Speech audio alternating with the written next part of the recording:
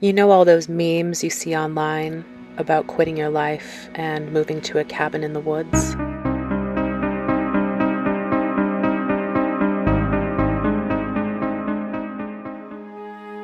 Well, I actually did it. Let me show you the reality of this life versus the collective daydream. Welcome to my cabin in the woods. Let me show you around. Come on in. Not much to show you here. 4 walls lined with cedar. It's all just this little room that keep me warm and dry. But that warmth isn't found at the end of a button. It's earned, one log at a time.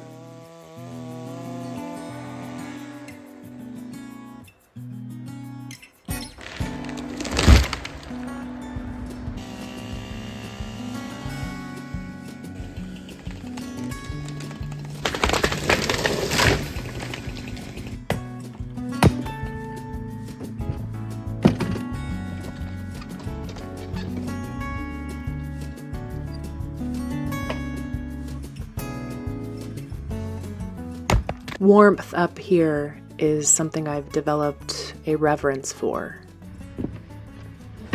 simply because I work so hard to get it. And that includes a warm shower. I turned my cabin closet into an indoor shower.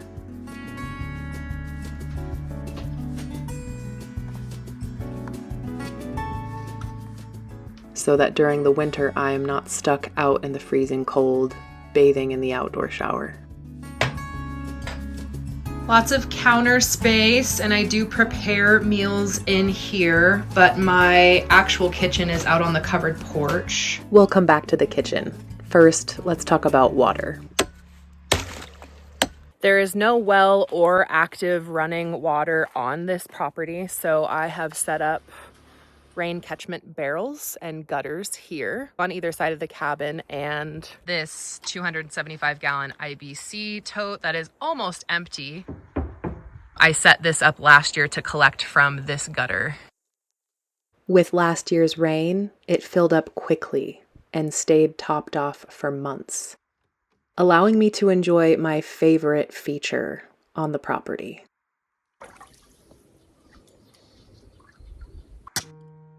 My wood-fired bathtub.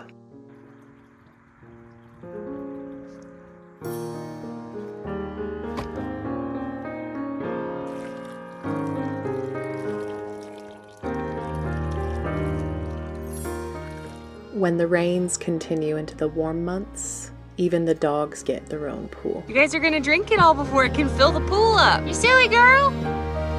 It's all kind of exposed right now because now that it's almost empty, I'm giving it a good scrub before the rains come again and fill it up, I hope. And that brings us to power, one of the more recent improvements on the property. I have these 3 lithium iron phosphate batteries by Renogy, the Renogy Pro inverter, and the 100 amp MPPT Rover charge controller, also by Renogy. And then I need to clean these off. The pollen has been bad, but this is my ground mount solar power system. I DIY'd this entire system from the ground up, starting with lumber that I had planned on using for other projects, but this ended up being a really good use for it. I went with the ground mount for many reasons. The main reason being, this was the best southern-facing spot that had the longest sun path. Building the frames was a breeze, but fighting rocks to get posts in the ground really took it out of me.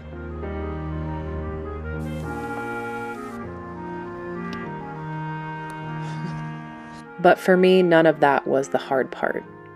The hard part was wiring.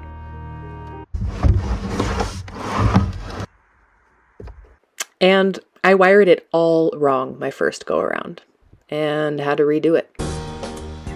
Fine. I'm really trying not to feel discouraged right now.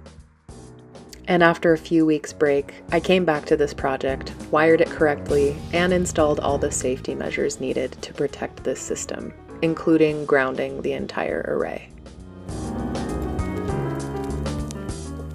Completing that gave me space to start the next project on the property. So once I finally had power and water, not fully figured out, but improved, I went ahead and established a garden here, which is something I had been wanting to do from the first day I arrived on this property.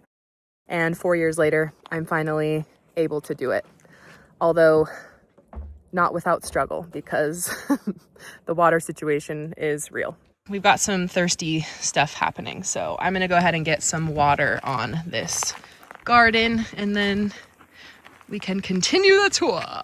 Though it took me 4 years to start a garden, I started making compost here on day 1.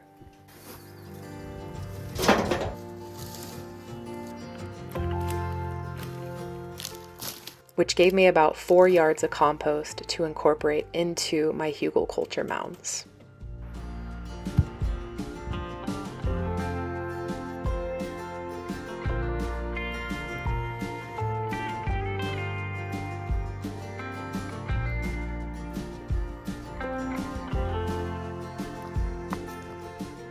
And after just a few weeks, this garden is requiring several gallons of water per day.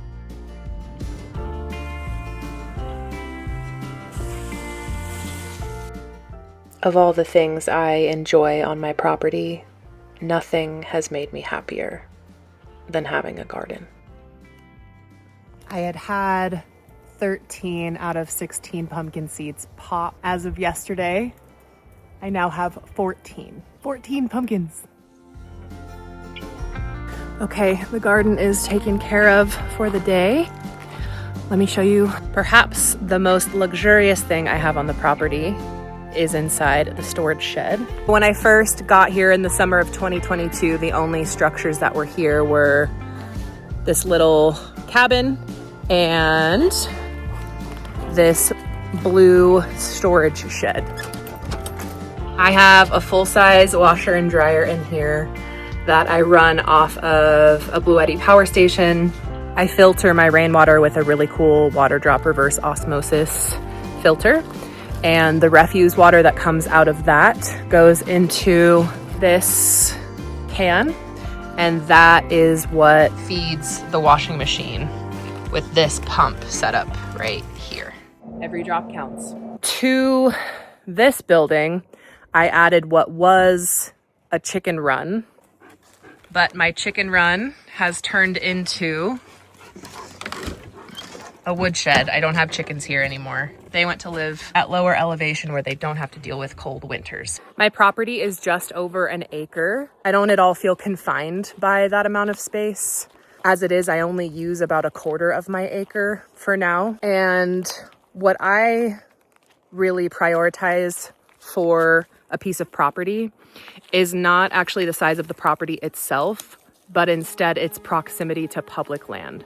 So is it a piece of property where I can walk off on foot into the wilderness for miles and miles and miles?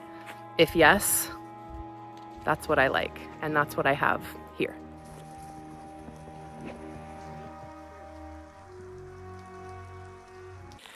But the backside of my property right now just looks like wilderness. I haven't done anything back there yet. Plenty of time for that in the future. Okay, let's get back to that outdoor kitchen. This was a really important build before the first winter here hit, so that I could maximize my space in this tiny cabin. On this porch, I have my cook stove, my dishes, and my little refrigerator. I also have a sink on the porch.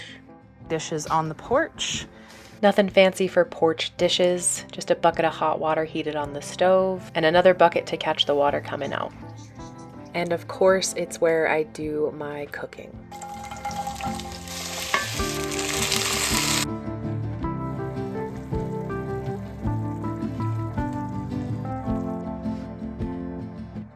But where's my oven, you say? You may have noticed in the background of some of this video a big ugly RV. Well, that's where I bake my bread. I thought I was getting rid of this thing. It needs a lot of work. Okay, hang on. But the day it was supposed to leave has come and gone, and for now, it's still here.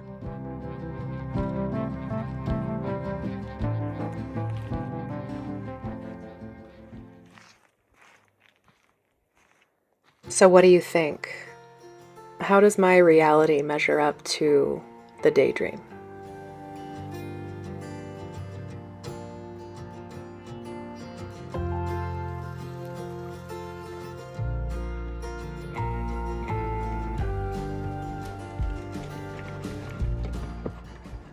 There was a time when living here felt difficult and overwhelming. I realize now I carried the stress and fear of my old life into this one, failing to recognize the distinction between the two. But when I look around and feel into my life here, I realize that old stress is completely gone, replaced only by the concern of when the next rain will fall and having enough firewood. This life is slower, cheaper, more connected to nature, and overall, more peaceful for me. To read more about the trade-off of living alone in a remote cabin, check out The Lonesome Log, my free weekly newsletter over on Substack. For a deeper dive on any of my DIY projects I've discussed here, check out my other videos on my channel page.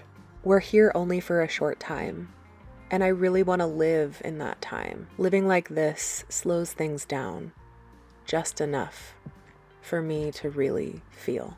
See y'all later.